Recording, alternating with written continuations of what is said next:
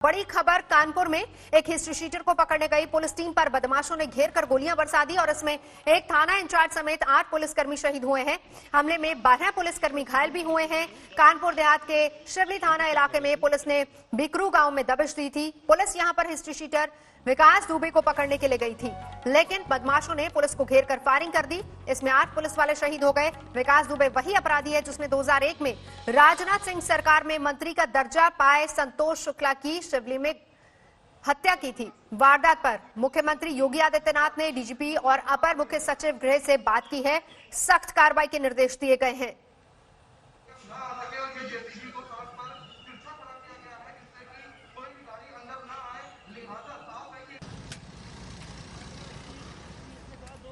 ये जो तस्वीरें हम आपको दिखा रहे थे, ये वही घर था विकास दुबे का जहां पुलिस को पहुंचना था और जहां पर पुलिस उसे पकड़ने के लिए गई थी। यूपी के कानपुर देहात में विकास दुबे को पकड़ने के लिए 3 थानों की पुलिस वहां पर गई थी, लेकिन किस तरीके से घात लगाए बैठे बदमाशों ने पुलिस पर फायरिंग कर दी। ऐसा लग रहा था मानो पूरी जानकारी बदमाशों के पास थी कि कहां पर कितनी तादाद में पुलिस बल आएंगे, कितनी टीमें आएंगी, कितनी गाड़ियां वहां पर आएंगी, क्योंकि रास्ता कौन सा होगा इसके बारे में भी बदमाशों को पता था। क्योंकि जिस रास्ते से पुलिस की टीमें वहां आ रही थी, बीच रास्ते में ही पुलिस वालों का रास्ता रोकने के लिए जेसीबी मशीन को लगा दिया गया और जैसे ही पुलिसकर्मी जेसीबी मशीन को हटाने के लिए नीचे उतरे, तुरंत से पास के घरों की तरफ से छतों पर घात लगाए बैठे बदमाशों ने पुलिस पर ताबड़तोड़ फायरिंग शुरू कर दी। 8 जवान इसमें शहीद हो गए हैं। 12 लोगों के घायल होने की भी खबर आ रही है, लेकिन इस बीच डीजीपी ने भी ये बताया है कि अतिरिक्त टीमों को लगा दिया गया है, क्योंकि ये एनकाउंटर अभी विकास दुबे को पकड़ने के लिए IG, ADG, law and order सभी को तैनात कर दिया गया। हमारे साथ इस वक्त कुमार अभिषेक जुड़ चुके हैं हमारे साथ। अभिषेक, अब बड़ा सवाल तो ये ही है, क्योंकि हालांकि बहुत सारे सवाल है कि पहली बात तो ये कि किस तरीके से विकास दुबे को पूरी जानकारी मिली, क्योंकि ऐसे तमाम एनकाउंटर्स जो होते हैं बहुत ही सीक्रेट रखे जाते हैं। इसकी जानकारी कई बार ऐसा होता है कि साथी पुलिस कर्मियों तक को नहीं होती, वहां तक कैसे खबर पहुंचे। और दूसरी बात यह कि अब विकास दुबे को पकड़ने के लिए क्या स्ट्रेटेजी है पुलिस के पास? देखिए नवजोत, निश्चित तौर पर सबसे बड़ी बात इंटेलिजेंस फेलियर की ही आ रही है। अभी हमने कुछ देर पहले डीजीपी हितेश चंद्र अवस्थी से बातचीत की है और उन्होंने इस बात को स्वीकारा है कि इनके मूवमेंट की जानकारी कहीं ना कहीं उन अपराधियों तक पहुंची है। हालांकि वो इंटेलिजेंस फेलियर नहीं मान रहे, लेकिन उन्होंने कहा कि जरूर उनके पास इस पुलिस मूवमेंट की जानकारी रही होगी और तभी वो लोग पूरी तरीके से प्रिपेयर थे। बीती रात करीब 1 बजे के आसपास ये घटना घटी है और इस पूरे घटना में को अचानक से अंजाम दिया गया है। जैसा कि डीजीपी हितेश चंद्र अवस्थी ने बताया, उनके मुताबिक करीब 6 से 7 लोग उस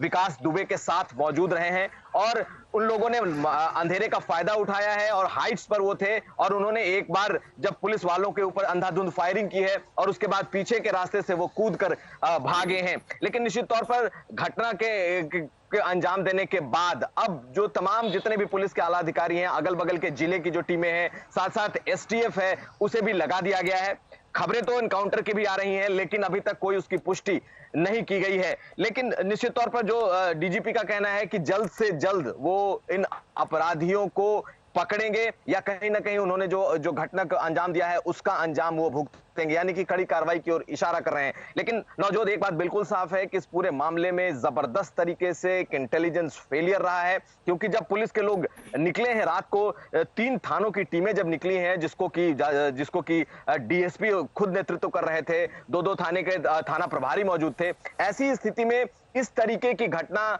अभी तक किसी ने शायद ही कभी देखी हो कि इतने बड़े मोबिलाइजेशन के लेवल पर भी जो अपराधी है वो इतनी बढ़िया वारदात को अंजाम दे जाए कि जैसे ही जेसीबी मशीन जो कि उस घर के उसके रास्ते की ओर जाती थी, उस जेसीबी मशीन को मुख्य रास्ते पर खड़ा कर दिया गया था और जैसे ही पुलिस वाले वहां पर अपनी गाड़ियों से उतरे हैं, उन पर अंधाधुंध फायरिंग की गई है और उस वक्त ही ज्यादातर पुलिस कर्मियों की मौत हो गई थी। 7 से ज्यादा लोग उसमें घायल हैं जिनका इलाज किया जा रहा है। लेकिन निश्चित तौर पर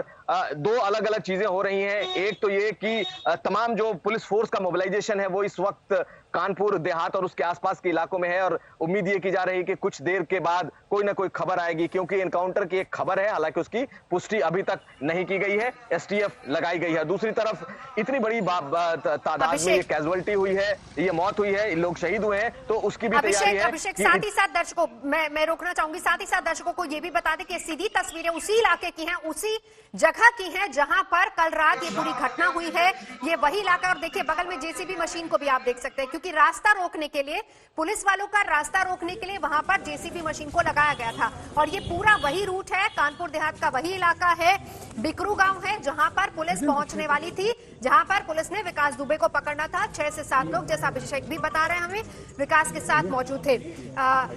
अभिषेक, एक बड़ा सवाल यहाँ पर, ठीक है इंटेलिजेंस फेलियर तो है, लेकिन यहाँ पर जो एक और सवाल है जिस पर गौर करने की जरूरत है, जब योगी सरकार कहती है कि उसकी एनकाउंटर पॉलिसी है, बदमाशों को, अपराध को पूरी तरह से खत्म किया जाएगा, ये तक कहा जाता है कि अब तो अपराधी इतना खौफ खा रहे हैं कि वो कह रहे हैं कि हमें पकड़ लीजिए, सलाखों के पीछे डाल दीजिए, लेकिन एनकाउंटर नहीं कीजिए। इसकी जानकारी अगर विकास दुबे और उसके साथियों के पास थी, वो भाग सकते थे, लेकिन उन्होंने तो उल्टा पुलिस वालों को ही निशाना बनाया। निश्चित तौर पर एक एनकाउंटर पॉलिसी स्टेट की है, जो हमें दिखाई देती है कि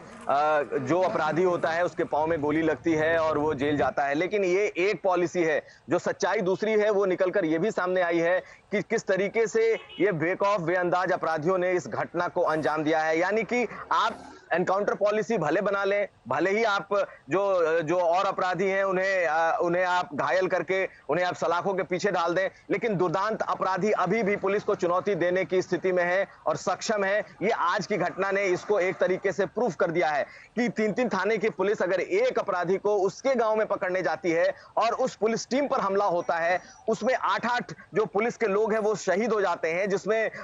3-3 अधिकारी हैं और 5 उनके जो जवान हैं वो शहीद हो जाते हैं। निश्चित तौर पर एक तरफ जो एनकाउंटर पॉलिसी है उस पर सवाल जरूर उठेंगे, लेकिन सबसे बड़ा जो सवाल उठेगा वो इस इंटेलिजेंस पर उठेगा कि आखिर जब इतनी बड़ी तादाद में पुलिस फोर्स अगर किसी बड़े अपराधी को पकड़ने गई थी, जिसके बारे में जानकारी थी, जो इतना दुर्दांत रहा है, जिसने 1993 में पहला